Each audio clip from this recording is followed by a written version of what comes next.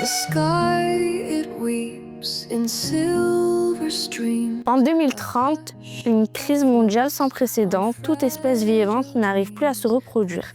Cela met en péril l'équilibre de la planète. Si des changements ne sont pas entrepris rapidement, nous courons le risque d'une disparition collective.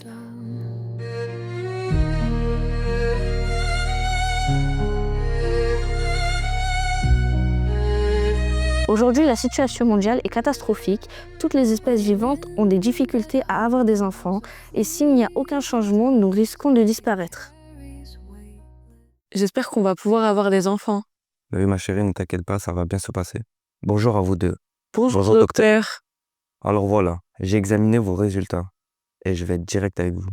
Après les tests, il pourrait que vous avez des difficultés à concevoir naturellement un enfant. Je n'arrive pas à croire que cela soit vrai. Comment est-ce possible? Je vais vous expliquer. Julie, vos ovaires ne produisent pas assez de follicules viables. Et vous, Marc, la qualité de vos spermatozoïdes est très faible, ce qui rend la fécondation naturelle très improbable. Donc c'est impossible en fait. Malheureusement oui, et je suis désolé.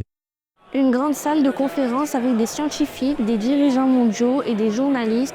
Au milieu, le docteur Alice devant un grand écran affichant des graphiques alarmants. Mesdames et messieurs, les recherches que nous avons menées montrent une chute drastique de la fertilité dans toutes les espèces vivantes, y compris l'humanité. Les perturbateurs endocriniens présents dans l'air, les plastiques et les pesticides perturbent nos hormones sexuelles. De plus, la pollution et le changement climatique aggravent la situation.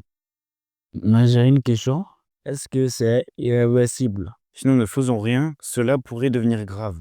En effet, chez les animaux et les humains, les taux de fertilité diminuent de manière alarmante. Si cela continue, nous pourrions atteindre un point de non-retour où la reproduction naturelle sera pratiquement impossible. Mais que pouvons-nous faire?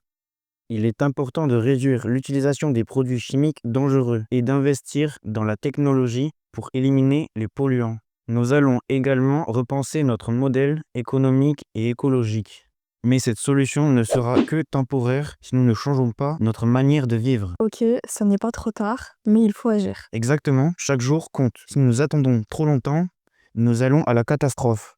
Nous allons immédiatement agir, car cela nécessite une coopération internationale sans précédent. Nous allons investir dans une technologie de reproduction assistée, explorant la conservation des gènes et envisager la possibilité de créer des embryons en laboratoire. Mais cela ne soulève pas des questions éthiques. C'est une préoccupation légitime. Nous allons établir des comités éthiques pour superviser ces processus. La transparence est donc cruciale dans cette nouvelle ère. Il faut réévaluer nos priorités en tant que dirigeants. Comment allons-nous faire face à la peur et au désespoir du public? C'est vital. Nous allons communiquer ouvertement, éduquer le public sur la science et les conséquences.